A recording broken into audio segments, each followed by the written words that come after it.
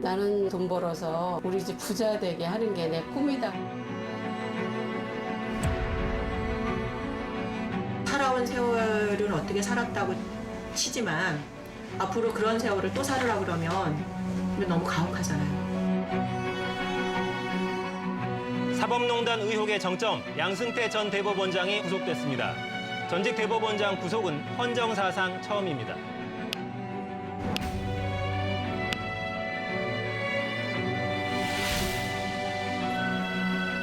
또 다른 사법부의 폭력이 국가 폭력인 거예요. 올바르게 공정하게 우리나라의 법치를 세워라.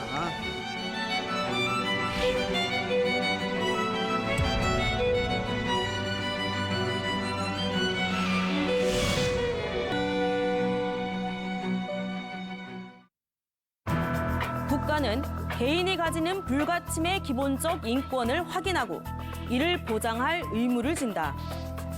우리나라 헌법 제10조에 명시된 조항입니다. 국가가 국민과의 관계에서 국민의 기본권을 침해해서는 안 되고 국민의 기본권 보호를 위해 노력해야 할 의무가 있으며 국민의 기본권을 타인의 침해로부터 보호할 의무가 있다는 것을 규정한 내용입니다. 그런데 해방 직후의 한국 현대사 속에는 국민을 보호해야 할 국가가 법을 악용해 우리 국민에게 자행한 국가 폭력이 존재했습니다. 1980년대 서울 신대방동 한켠에 위치했던 한 섬유업체 1,200여 명의 원풍모방 노동자들 역시 이 참혹한 과거사의 한 페이지를 차지하고 있습니다.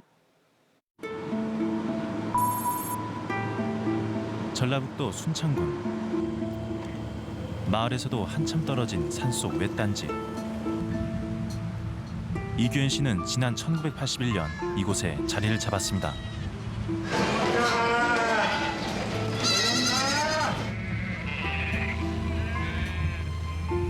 32살 청년이 어느새 70대 노인이 될 만큼 오랜 세월이 흐르는 동안 이 씨는 이곳에 머물 수밖에 없었습니다.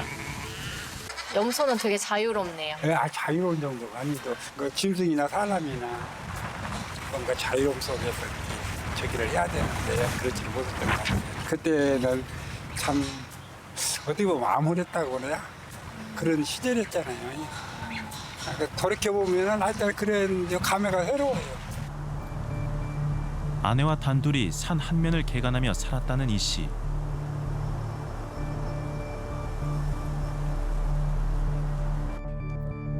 첫 직장에 취직을 했을 때만 해도 생각지도 못했던 일입니다. 원 이름 한국모방이었어. 나 입사할 때. 이제 그때 학교에 추천으로서 이제 간 거야. 그 양모에서 시를 뽑는 단계까지가 이제 방적과인데 저는 거기서 근무했어요. 전주의 한 고등학교에서 모범적인 학창 시절을 보냈다는 이규현 씨. 학교 추천으로 서울에 직장을 얻었습니다. 그곳은 당시 양복 원단을 생산하던 섬유회사 원풍모방. 이 씨는 실을 뽑는 방적과에서 누구보다 성실하게 일했습니다. 시기면 시긴 대로 3교대라면 3교대하고 밤잠 앉아가면서 그렇게 우리는 젊었을 때 그렇게 했어요. 한 번도 결근도 안 했지. 그런데 1980년 12월 8일 회사에 출근을 하던 길. 그냥 출근한 거야 평상시. 조사할 일이 좀 있다고 같이 동행 좀 하시라고. 근데 뭐 저희가 뭐 힘이 있었어요 그때. 그냥 따라갈 수밖에 없었죠. 이 씨는 영문도 모른 채 끌려가 22일간 조사를 받았습니다. 서대문 형무소에 갇혀있기도 했습니다. 지금 생각해보세요. 그거 감히 생각하고 싶은 일인가. 그잖아요. 집사람 내일 모레 애기 나는데 그거 뭐 재패 가가지고 아들 낳았다고 1월 3일 날 연락을 해줬어요. 그 연락 받고 기분이 어떠셨어요? 묘하지 뭘 어때. 묘하지. 집사람 고생 많았지.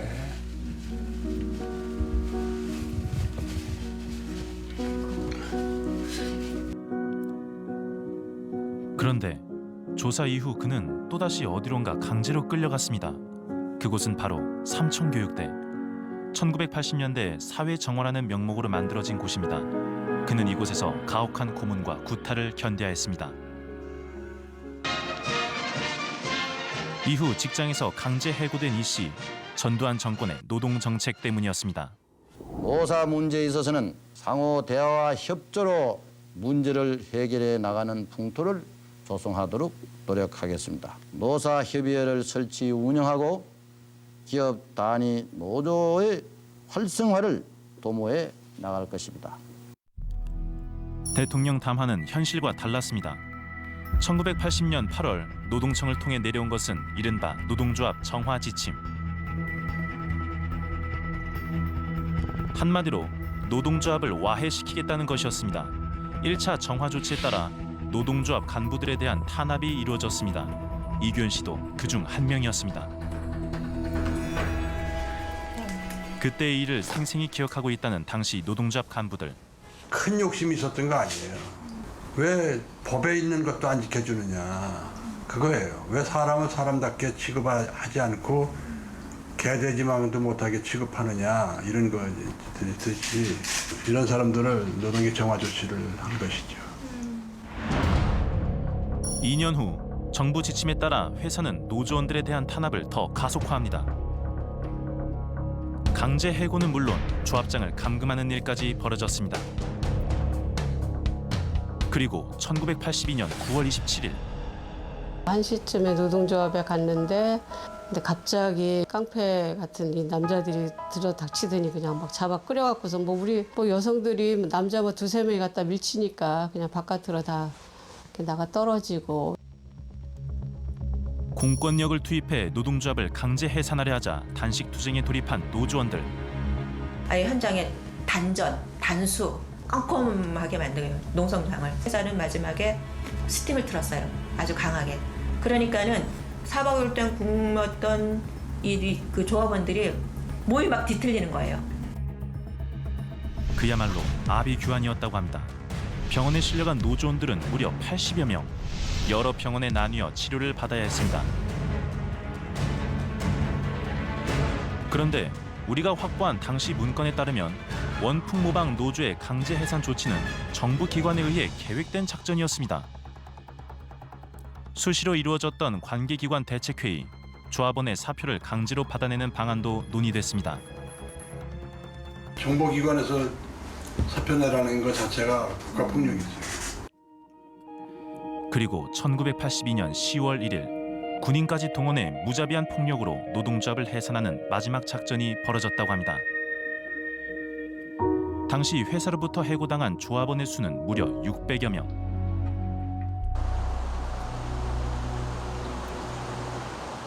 김현희 씨 역시 해고당한 원풍모방 직원입니다.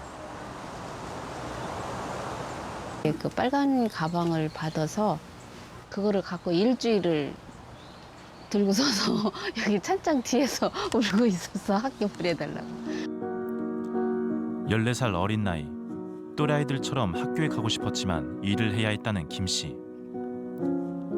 오빠의 학비를 벌기 위해서였습니다. 고된 일을 견딜 수 있었던 건 동료들 덕분이었습니다. 엄마지요, 뭐. 다 챙겨줬죠. 그때는 저는 브라자 같은 걸 하나도 안 했어요. 그래갖고 거기에 있던 엄마들이 맨날 하고 다니라고 한 기억이 최고 많이 나요. 노동조합 강제 해산 조치가 벌어지자 조합원들에게 머리띠를 나눠줬다는 김 씨. 그 일로 인해 시위 주동자로 낙인 찍혀 검찰 조사를 받을 거라고는 상상조차 못했다고 합니다. 수갑 채우고 포동줄 묶고 이렇게 재판장 들어가서 있고 우리 변호사 있고 여기 앞에 이렇게 쭉 지나가서 이렇게 죄인처럼 이렇게 서 있었는데 우리가 데모를 해서 빨갱이고 질서를 어지럽히고 문란하게 했다예요, 저한테. 그래서 저는 사회 질서를 문란하게 한 거는 오히려 검사님이라고 얘기를 했죠. 그녀의 혐의는 집회 및 시위에 관한 법률 위반. 결국 10개월 징역형에 처해졌고 회사에서도 해고를 당했습니다. 고통은 거기서 끝나지 않았습니다. 어렵게 구한 직장마다 알 수 없는 이유로 부당 해고를 당했다는 김 씨. 이후 끊임없이 생계 위협을 받아야 했습니다. 공사판에서도 일했어요. 저 포장마차도 하고 막 그랬어요. 네, 지금은 식당으로 갔어요. 그 이유에 대해 알게 된 건 블랙리스트 문건이 세상에 드러난 이후였습니다. 무려 952명이 노동계 블랙리스트에 포함돼 있었습니다.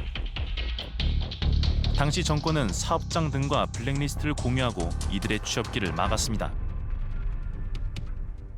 개별 기업 단위에서 작성을 한 게 아니라 국가에서 공권력을 이용해서 이렇게 작성을 해서 노동자들한테 지속적으로 뭐 생계에 위협을 준 거죠.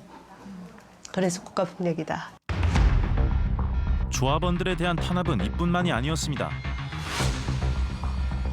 경찰이 1대1로 조합원의 일거수일투족을 감시하고 여성 조합원의 조기 결혼을 유도하는 등 심각한 인권 침해가 이루어졌습니다.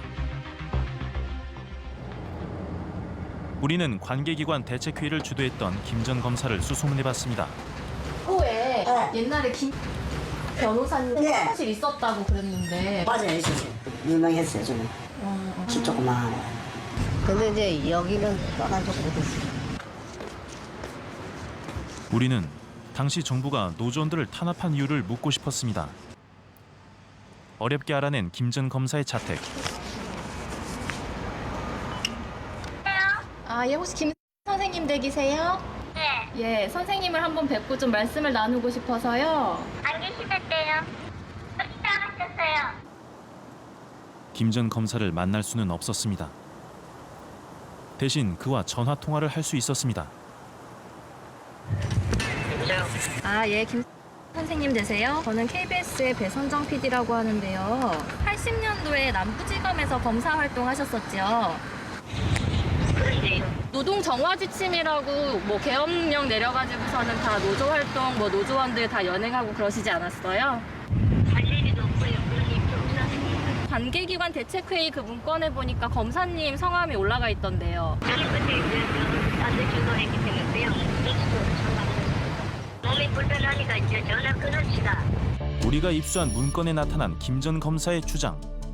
대책회의는 두어 번 참석한 것 같아요. 주문은 관할 구청장이 하지 않았나 생각됩니다. 우리는 당시 관할구청장을 찾아가 봤습니다. 아, 예.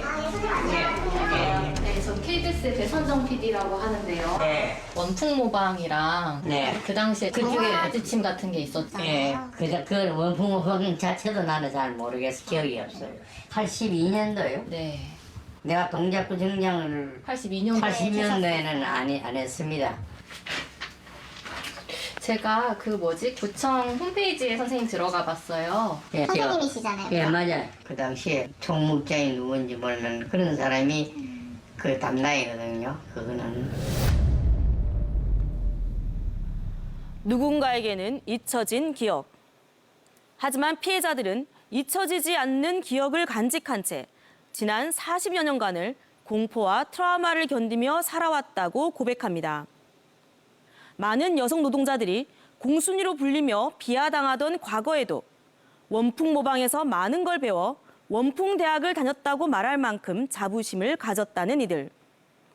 이들의 자부심을 무너뜨린 건 다름 아닌 국가였습니다. 불순하거나 더러운 것을 깨끗하게 만든다는 의미의 정화. 전두환 정권의 이른바 노동계 정화 조치로 인해 원풍 모방 조합원들에게는 빨갱이라는 원색적인 꼬리표가 붙었습니다. 해고 이후 이들은 청소부나 가정부, 마트 판매원 같은 직업을 전전하며 어렵게 생계를 꾸려야 했습니다. 당시 정권이 자행했던 노동계 정화 조치는 명백한 위헌이었습니다. 헌법상 보장되는 단체 행동권 등 노동 3권을 정면으로 위배한 행위였습니다. 원풍 모방 노동자들의 굴곡진 삶에 그나마 작은 희망이 생긴 건 2000년 8월 민주화운동 관련자 명예회복 및 보상심의위원회가 설치된 후였습니다. 원풍 모방 해고 노동자였던 김현희 씨에게도 한때 희망이 있었습니다. 이거 봤을 때 기분이 되게 좋더라고요. 기분도 좋고 이제 엄마 아버지 다 보여주고 될 것 같아서 말을 좀 못 해줬어요. 이거 하고 뭐 그때 지난 2007년 그녀가 받아든 한 장의 증서. 김 씨가 민주화 운동을 이유로 부당하게 해직당한 사람임을 인정한다는 내용이었습니다. 무려 25년 만의 일. 정부가 낙인 찍은 사회 불순분자라는 촉쇠를 풀고 명예회복을 하게 된 겁니다. 이거 받고 되게 눈물 나오더라고요. 뭘 잘못했다고 우리가 가서 그나마 이렇게라도 회복이 돼서 당당히 얘기할 수 있다. 곧바로 176명의 동료들과 국가를 상대로 손해배상 청구 소송을 진행한 김 씨. 그런데 예상치 못한 일이 벌어졌습니다. 최종 대법원에서 패소한 겁니다. 이유는 손해배상 청구 시효인 6개월이 지났다는 것. 6개월은 너무 준비 기간도 짧잖아요. 할지요. 사람이 몇 명인데 예상 못했죠. 항상 없는 약자들한테는 어떻게라도 안 주려고 하지 않겠어요? 그러니까 우리는 2번 당한 꼴 아닌가요? 국가로부터 사법부로부터. 재판 과정에서 무슨 일이 있었던 걸까? 원풍모방 노조원들의 모임 회장 황선금 씨를 만나 얘기를 들어봤습니다. 또 가정으로부터 또 뭐 이렇게 그녀는 재판을 시작하기까지의 과정도 결코 쉽지 않았다고 말합니다. 70, 80년대 초반에 국가로부터 노동조합이 파괴가 되고 해고를 당했는데 이게 딱 국가다라고 하는 그 폭력의 주체가 누구냐라고 하는 거를 우리가 증명할 수 없으니까 민주노동운동을 했다고 하는 그 노동조합에 해고된 노동자들이 10여 개 단체가 그 과거사위원회에다가 신청을 했어요. 당시 조사를 했던 진실화해위원회는 국가가 원풍모방 해고 노동자들에게 명예회복 등 적절한 조치를 취할 필요가 있다는 보고서를 내놨습니다. 그 후 국가를 상대로 손해배상 청구 소송을 진행한 원풍모방 노동자들의 수는 176명. 소송은 2010년 11월부터 3차례에 걸쳐 순차적으로 진행됐습니다. 재판 과정은 순조로웠습니다. 재판부에서 이 정신적인 피해에 대한 배상을 하겠다라고 이제 1심의 일부 승소를 판결을 하더라고요. 그 다 1심, 2심에서 다 승소를 했어요. 피해 배상액은 적었지만 자신들의 피해를 인정해준 사법부의 판결에 만족했다는 피해자들. 정작 이 판결을 불복한 건 국가였습니다. 결국 대법원까지 올라간 재판. 박근혜 정부가 들어온 상태고 인정하지 않으려고 그러나 보다라는 이제 그런 그 불길한 생각은 들었어요. 그런데 정말 대법원 가더니 다 패소를 시켜버리더라고요. 불길한 예감은 현실이 됐습니다. 가장 먼저 소송을 진행한 40명 중 일부만 승소했고 나머지 136명은 패소한 겁니다. 손해배상 청구 기한인 6개월이 지난 후 재판을 신청했다는 이유였습니다. 피해자가 정해진 기간 안에 권리를 행사하지 않으면 청구권이 사라진다는 소멸시효를 문제 삼은 겁니다. 그렇지만 고등법원 판결을 얻을 때까지만 해도 소멸시효에 대한 얘기는 없었습니다. 쟁점이 안 됐어요. 대법원에서 소멸시효에 대해서 그렇게 판결이 날이라고는 생각을 못했죠. 소멸시효가 달라진 건 양승태 사법부에 의해서였습니다. 통상적으로 대법관 4명이 참여하는 대법원 소부 대신 대법원장을 포함한 총 13명의 대법관이 참여하는 전원 합의체에서 과거사 관련 소멸시효에 대한 판결을 내린 겁니다. 국가에 배상을 청구할 수 있는 기한을 국가폭력을 인정받은 날로부터 3년으로 제한했습니다. 전원합의체 판결로 확정된 그 법리는 모든 판사들에게 기속력이 미치고 새로 구성되는 대법원에서도 종전의 전원합의체 판결을 뒤집기는 좀 어렵습니다. 그렇기 때문에 그 전원합의체 판결은 10년, 20년이 지나도 바뀌지 않을 자신 있을 때 해야 되는 것인데 그런데 지난 2015년 대법원 법원행정처가 작성한 대외비 문건 이곳에 과거사 소멸시효 단축 판결이 정부 운영에 대한 양승태 사법부의 협력 사례로 기록되어 있습니다.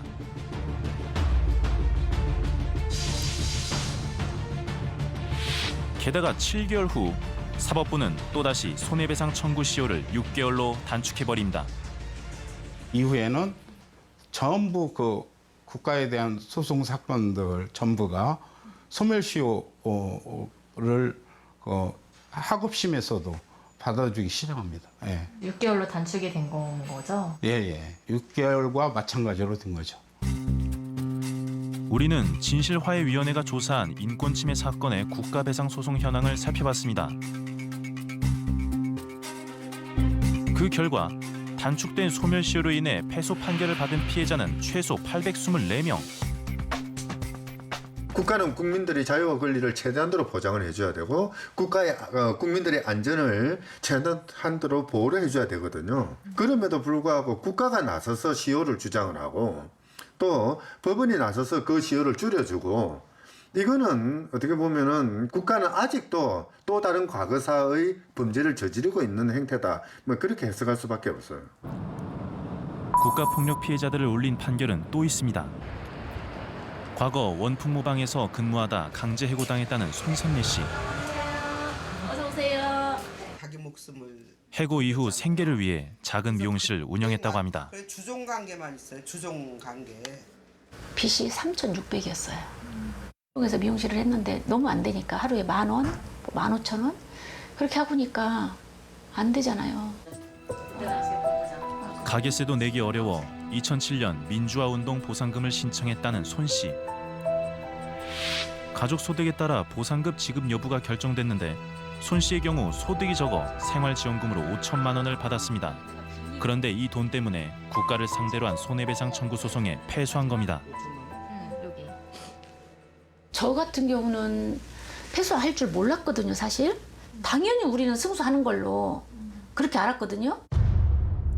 과거 생활지원금을 지급받은 것을 국가와 화해한 것으로 간주해 손해배상을 청구할 수 없다는 판결을 내린 대법원. 신청하셨을 때도 이게 내가 정부랑 화해를 한다 이런 생각을 안 하셨을 거죠? 그렇죠. 국가랑 화해한다. 아니죠. 그렇게 하면 다 줘야지. 차등을 해서 줬는데 그리고 명분 자체가 생활지원금인데 그건 말이 안 되잖아요. 그런데 이 판결 역시 양승태 사법부가 내세운 정부 운영 협력 사례 가운데 하나였습니다.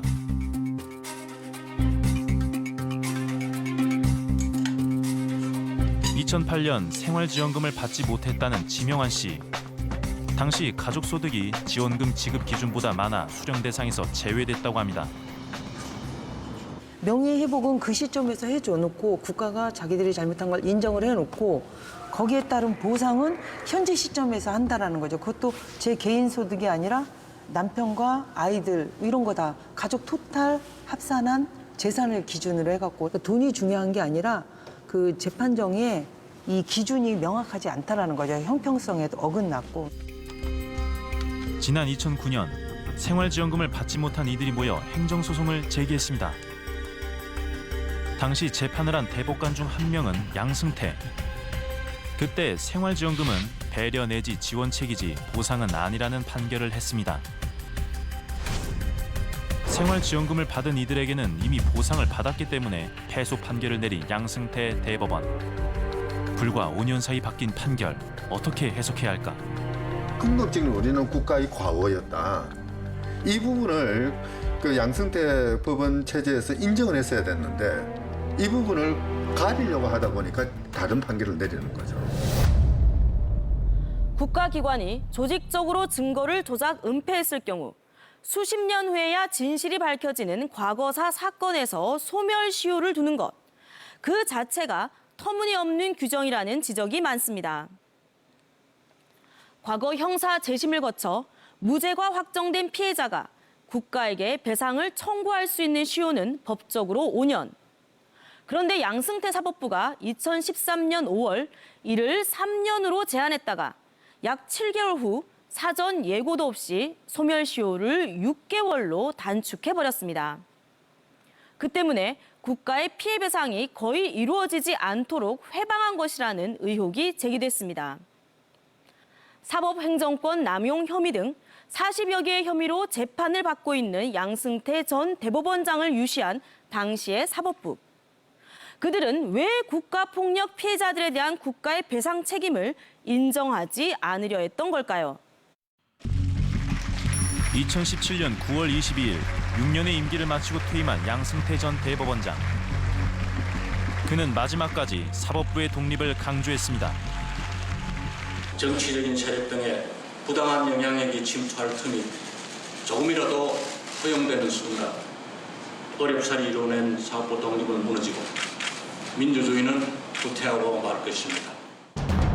하지만 퇴임사와 달리 헌정사상 초유의 사법농단 사건이 벌어졌습니다. 그로 인해 구속 수감된 양승태 전 대법원장. 당시 사법부가 정권과 재판 거래를 한 것 아니냐는 의혹이 제기됐습니다. 양승태 전 대법원장 시절 사법부 분위기는 어땠을까? 박근혜 대통령 집권기였잖아요. 군부 독재에 대한 역사적 평가 자체를 고위공직자들이 다 모르겠다고 했을 때죠. 그때 대법원이 정말 보수적으로 바뀌었어요. 사법농단도 이 변화와 무관하지 않다고 생각해요. 정권의 영향을 안 받았다고 보기 어렵죠. 2011년, 2012년과 너무 달라요. 과거사 문제는 박근혜 대통령의 아킬레스건이었고 대법원의 변화가 그것과 무관했겠는가는 의심이 들어요. 2013년 국회에서 국가를 상대로 한 손해배상 금액이 언급됩니다. 재조사를 해보니까 재원이 배 보상에 약 4조 6천억 원이 들어가고요. 과거서 재단 설립할 때 5천억 원이 들어가는데 민간인 피해자를 25만 명으로 추정할 때는 약 32조 원이 들어갑니다. 너무나 재정적 부담이 크기 때문에 위원님들께서 신중하게 검토해 주실 것을 말씀드리겠습니다. 회의에 참석했던 한 의원 보좌관에게 당시 분위기를 물었습니다. 돈을 마련하는 거는 법을 만들기 당연한 과정이긴 한데 굉장히 비상식적으로 과장하고 그랬던 과정들이 있었죠. 가장 큰 걸 갖고 오고 그걸 다 보상을 하게 될 거다. 나라가 거덜난다는 식으로 이제 당시 논리 갖고 온 거죠. 그래서였을까? 약 2년 뒤인 2015년 8월 6일 박근혜 대통령과의 독대 자리. 양승태 전 대법원장은 과거사 판결 시 국가 배상을 제한해 2조 원 가까운 국가 예산을 아꼈다며 자랑하듯 보고한 것으로 알려졌습니다. 때문에 사법부가 힘없는 국가폭력 피해자들을 이용해 정권의 환심을 살해했다는 의혹이 제기됐습니다. 판사들이 자기의 역할에 대해서 어떤 역할을 해야 되고 국민을 위해서 일한다라는 그 관점이 명확하지 않기 때문에 과거사 사건 같은 경우도 마치 자기가 행정부 공무원인 것처럼 예산을 법정하는 거예요. 재판을 재판으로 바라보는 것이 아니라 어떤 수단으로 보는 거예요. 정권에 칭찬받기 위한 수단. 이렇게 인식을 한 사람들이 판사인 것 자체가 화가 나요. 그런 문건을 작성하는 건 굉장히 적절하지 않고 작성자도 판사 자질이 없는 거죠. 총력 안보의 결의를 다짐하는 전 국민의 이 음망에 따라 5월 13일 대통령 긴급조치 9호를 선포했습니다. 양승태 사법부의 과거사 판결 가운데 가장 논란이 된 것은 박정희 전 대통령이 발효한 긴급조치 9호에 관한 것이었습니다. 유신 체제에 대한 일체 비방 등을 금지해 정치가 잘못됐다고 말한 죄로 징역 2년.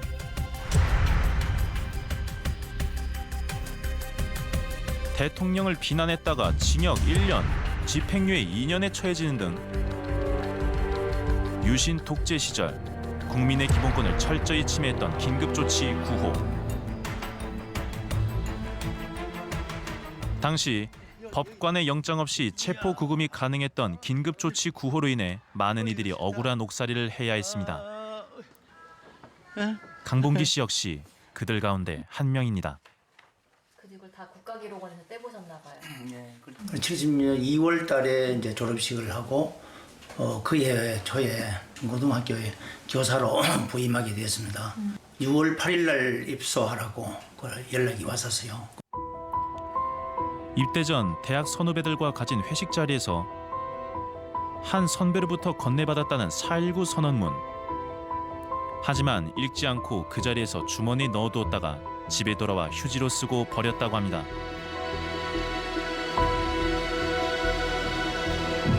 하지만 입대 후 4.19 선언문을 건네받았다는 사실이 알려져 억울한 옥살이를 해야 했습니다. 그걸 가지고 그래서 온갖 이제 조작을 하는 거죠. 그 모임에 대한 것도 조작을 하고 북한을 어떻게 했니 등등 또 선후배들이 모여서 무시 토론을 했고 어떻게 했니 자기들이 좌석까지 다 그려주더라고. 그때 느끼는 것은 죄인을 만드는 곳이 바로 여기구나. 당시 군인 신분이었기 때문에 군법에 의해 1심에서 징역 10년형을 받았다는 강봉기 씨. 게다가 교사 자격을 박탈당하는 등 많은 것을 잃어야 했습니다. 이때는 진짜 참 어떻게 하면 살 수 있을까 저는 막 거기에만 신경 쓰여서 얼마 안 하면 또 잘리지 또 새로 구해야 되고. 유죄 판결을 받은 사실이 드러날 때마다 회사에서 해고를 당했다는 강 씨. 3년 동안 무려 7번이나 이사를 다녀야 했습니다. 36년 만인 지난 2007년 국가로부터 민주화 관련 운동자로 인정받고 형편이 어려워 생활지원금도 받았습니다. 다시 다른 어떤 소송을 민사 형사 못한다 이렇게 단서가 있었어요. 이것 때문에 혹시 얼마 받고 나중에 혹시 우리가 뭐 무죄가 된다든가 이렇게 하면 문제될 거 아니냐 했냐. 이건 그냥 요식행위고 그거하고는 전혀 관계없다. 하지만 국가배상 소송에서 패소한 강 씨. 재심을 준비 중이지만 걱정이 앞섭니다. 2015년에 내려진 양승태 사법부의 판결 때문입니다. 긴급 조치가 고도의 정치성을 띈 행위이기 때문에 국가의 배상 책임이 없다는 것이 판결 내용입니다. 법원 앞에 상징으로 공평, 평등 상징으로 저울이 있잖아요, 그죠? 그걸 다 보고 저건 아니구나. 고도의 정치적 성격을 띤 그러한 행위로서 긴급조치가 구호가 발동됐다 하더라도 그것 때문에 억울한 옥살이를 하고 국민의 기본권을 직접적으로 침해한 것이죠. 그렇기 때문에 고도의 정치적 성격을 띤 통치행위라서 사법부는 재판할 수 없다라는 식의 논리는 헌법재판소 판례의 이론에도 맞지 않는 그러한 논리인 것이죠. 과거 공안 사건을 많이 다루었다는 양승태 전 대법원장. 그는 긴급조치 관련 판결에도 관여했습니다. 우리는 당시의 재판 기록을 확인해봤습니다. 그가 내린 긴급조치 관련 유죄 판결은 총 12건.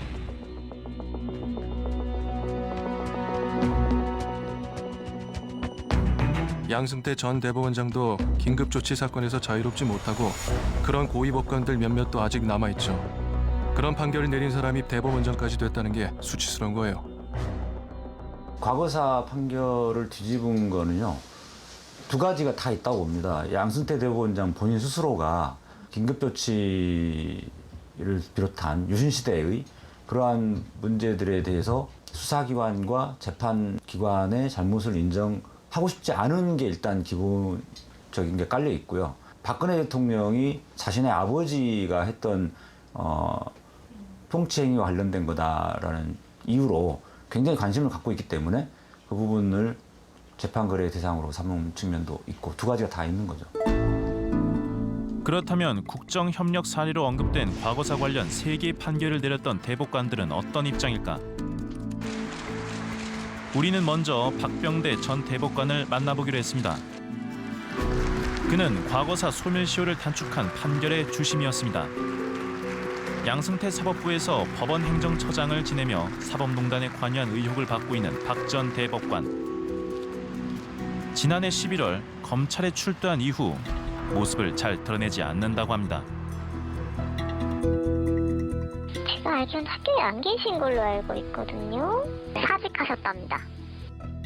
친구 성격의 두문불출일 수도 있고 아무튼 집에 가만히 못 들어갈 상황일 수도 있겠다 싶고 조용히 지내고 싶을 수 있겠다 싶은 생각은 들어요. 평대 라인이 구축돼 있는 건 아시죠? 저희도 사실은 접근이 쉽지 않았던 캐릭터이긴 하기 때문에 우리는 그의 법률 대리인이 소속된 로펌 3곳과 자택을 중심으로 그의 행방을 수소문했습니다.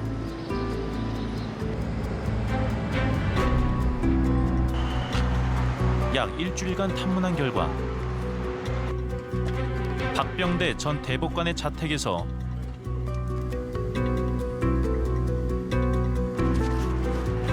마침내 박 전 대법관을 만날 수 있었습니다. 선생님, 박병대 선생님. 안녕하세요. 저 KBS 배선정 PD인데요. 국가폭력 피해자분들께 하실 말씀 없으세요? 국가폭력 피해에 대해서 사법부와 국가가 해야 되는 역할이 무엇이라고 생각하십니까? 그분들 되게 힘들게 사셨습니다.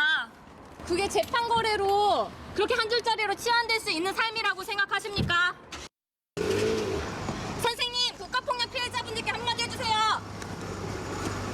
선생님, 한 말씀만 해주세요. 끝내 박병대 전 대법관의 대답은 들을 수 없었습니다.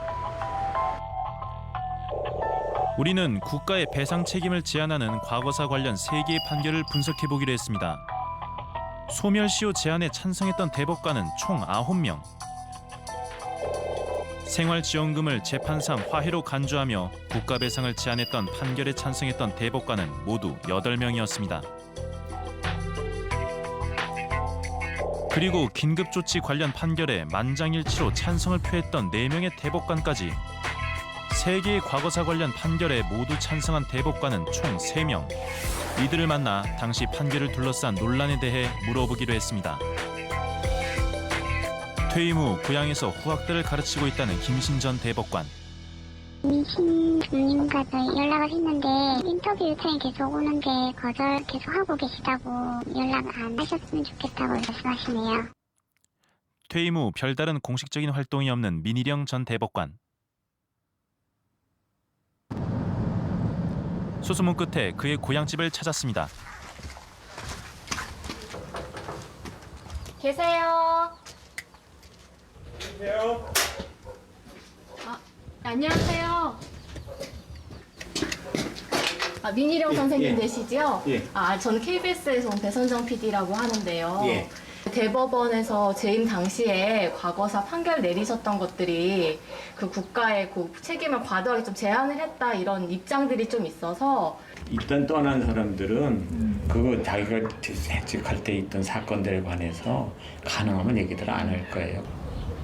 그럼 이제 그때 당시 피해를 입었다고 주장하시는 분들께 하실 말씀은 없으신 거예요? 말 그대로 판결로만 말을 할 뿐이에요. 지난해 1월 6년간의 대법관 임기를 마치고 여수시 법원 판사가 된 박부영 전 대법관. 우리는 그의 입장을 듣기 위해 관할 법원과 개인 메일로 공문을 보내는 등 거듭 인터뷰를 요청했습니다. 하지만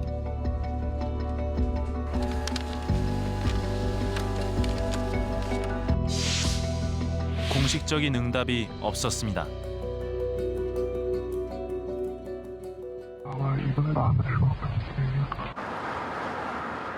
결국 우리는 박보현 전 대법관의 입장을 듣기 위해 여수시 법원으로 향했습니다. 그리고 점심 무렵 박보영 전 대법관을 만날 수 있었습니다. 대법관 재임 시절에 과거사 판결 내리셨었잖아요. 전원 합의체.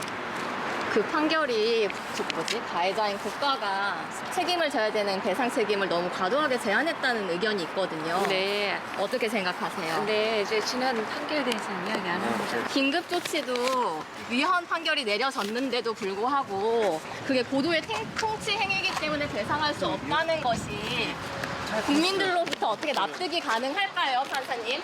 국가폭력 피해자분들께 하실 말씀 없으세요? 판사님! 박 전 대법관은 말을 아낀 채 그 자리를 떠났습니다. 우리는 못다한 질문을 하기 위해 기다렸습니다. 잠시 후 법원으로 돌아온 박 전 대법관.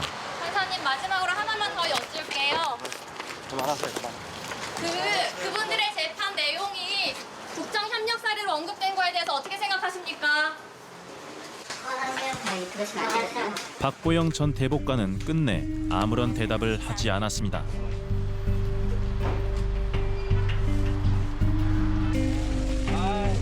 우리는 마지막으로 이번 사법농단의 핵심 양승태 전 대법원장의 입장을 들어보기로 했습니다. 일회성으로 왔다 갔다 했겠죠. 하지만 구치소를 통해 되돌아온 답변은 취재 및 접견을 정중히 거절하겠다는 것.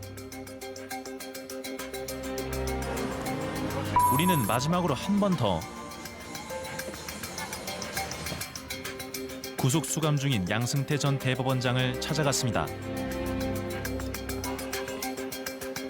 하지만 가족 외에는 접견할 수 없다는 구치소 측의 입장만 들을 수 있었습니다. 법관은 판결로만 말한다던 전직 대법관들, 그 원칙이 오히려 의혹만 키우고 있는 건 아닐까. 법관은 판결로만 말한다. 아주 잘못된 말입니다. 판사가 행사하는 사법권이란 권력도 헌법 1조에서 국민들로부터 위임받은 권력, 위임해준 국민이 왜 그런 판결을 내렸냐고 물었을 때는 설명해줄 그런 의무가 있다고 봐야 되는 거죠. 지난 23일과 24일 문화일보를 비롯한 일부 신문사에서는 추정 60분이 박보영 전 대법관을 취재한 일에 대해 보도했습니다. 우리가 박 전 대법관을 압박하며 박 정부의 협조적인 판결을 왜 했는지를 물었고 사전 예고 없이 갑자기 찾아가 취재했다는 내용이었습니다.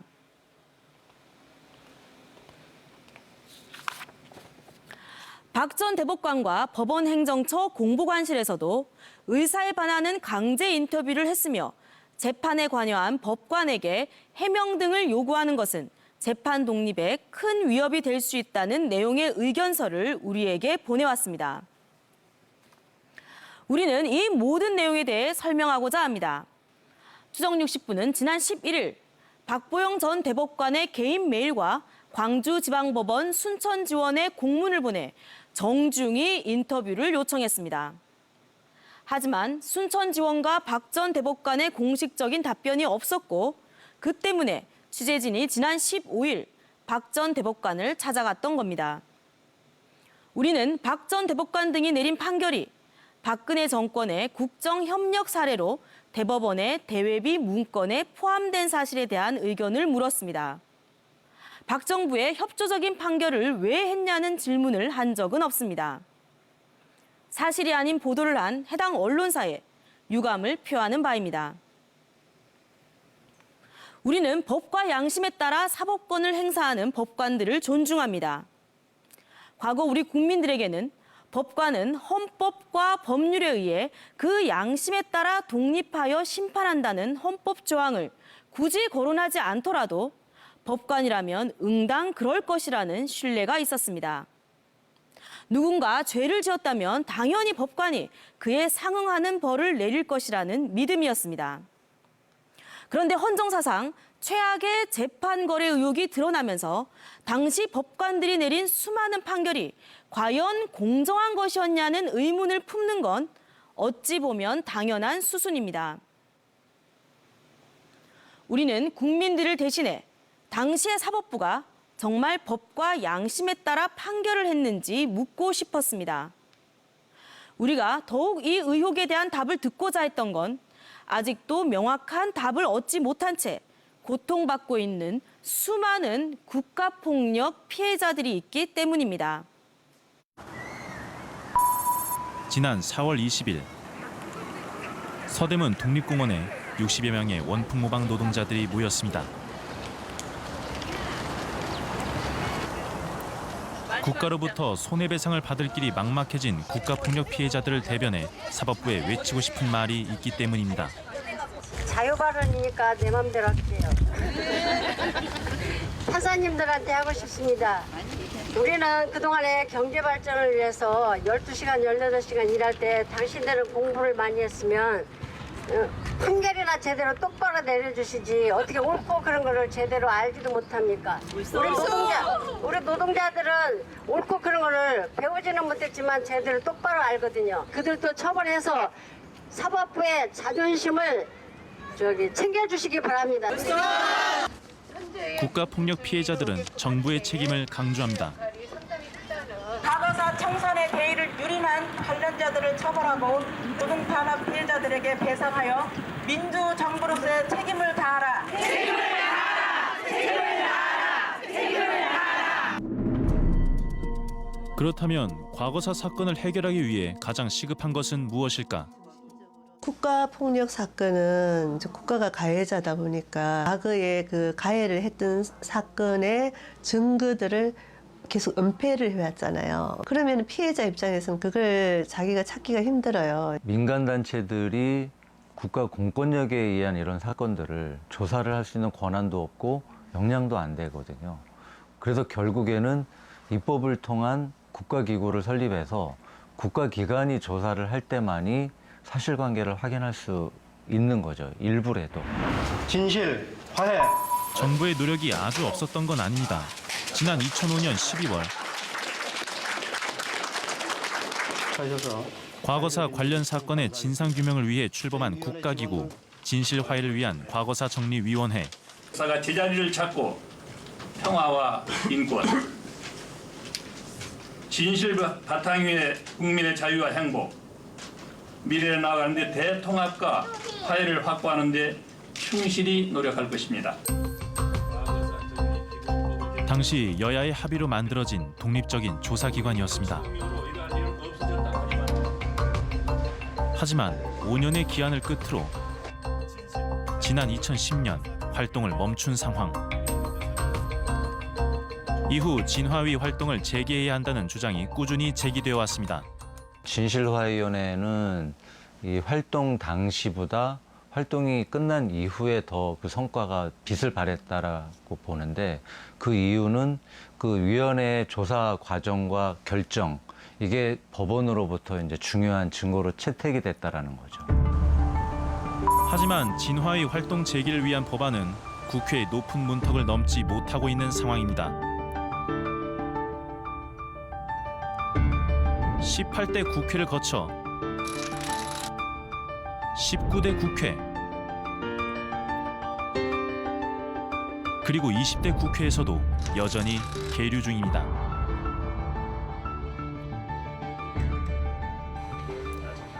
그리고 지난 4월 1일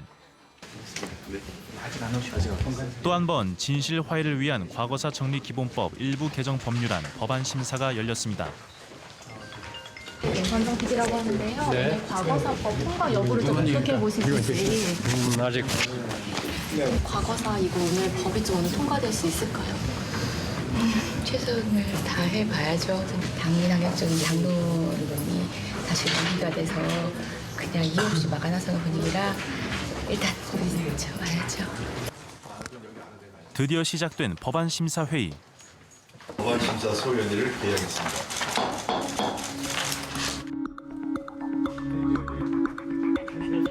국가폭력 피해자들의 염원과 기대 속에 회의는 비공개로 진행됐습니다.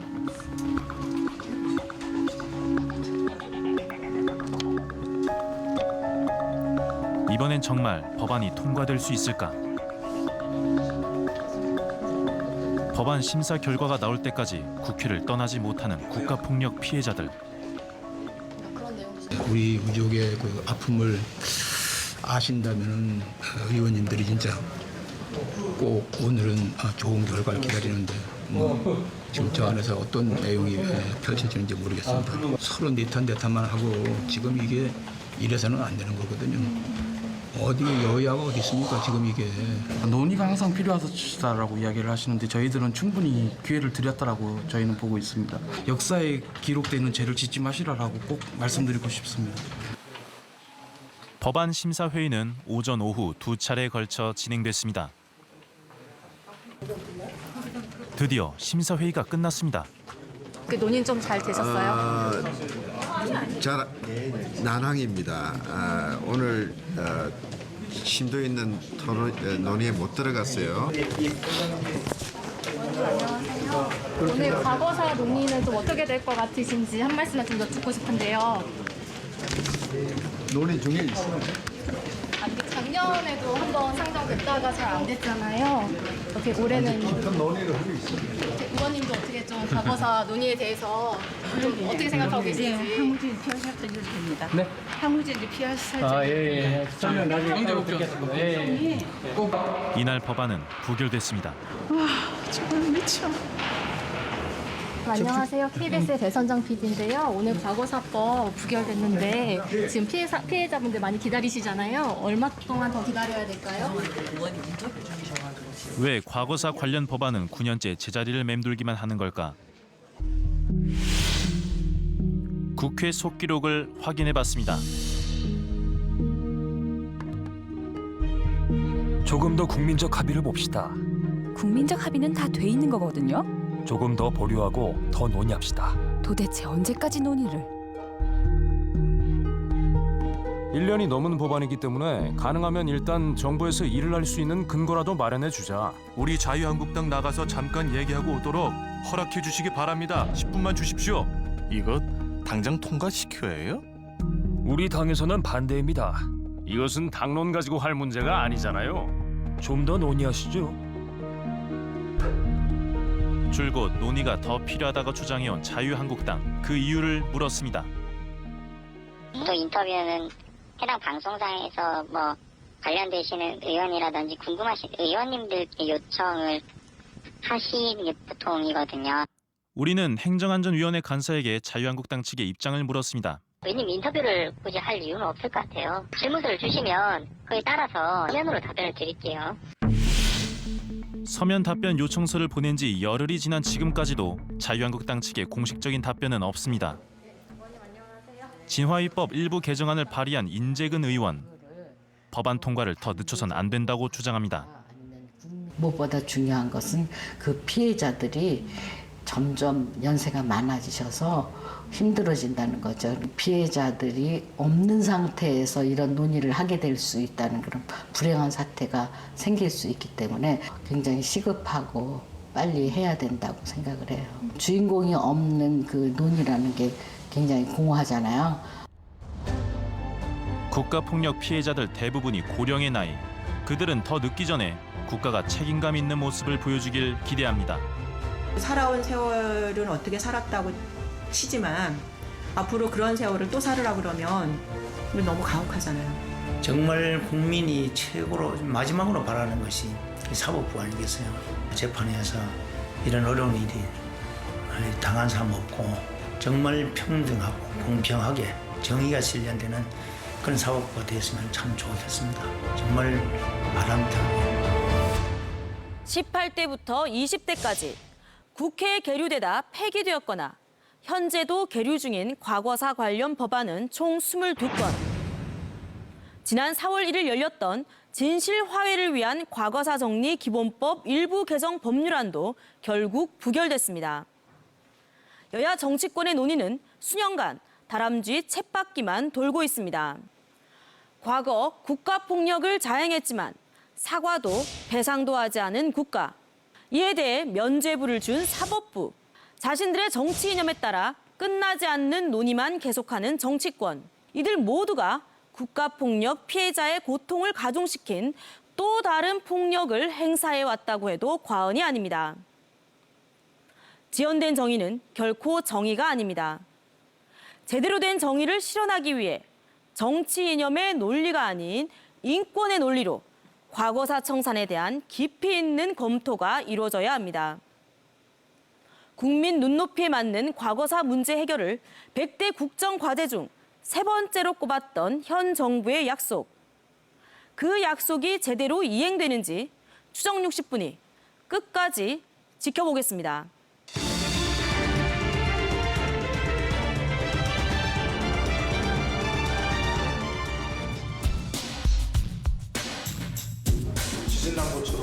심각하죠. 여기도 누가 살겠어요. 그냥 그대로 우르르 쏟아진 거예요. 저기 벽도 저런 것도 다 죽겠어요 진짜. 네 명에 못 죽을 것 같아요 이제는.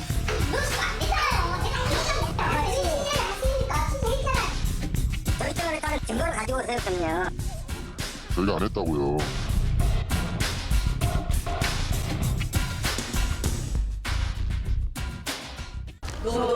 자들이 단결해야지 그 누가 해결하나요.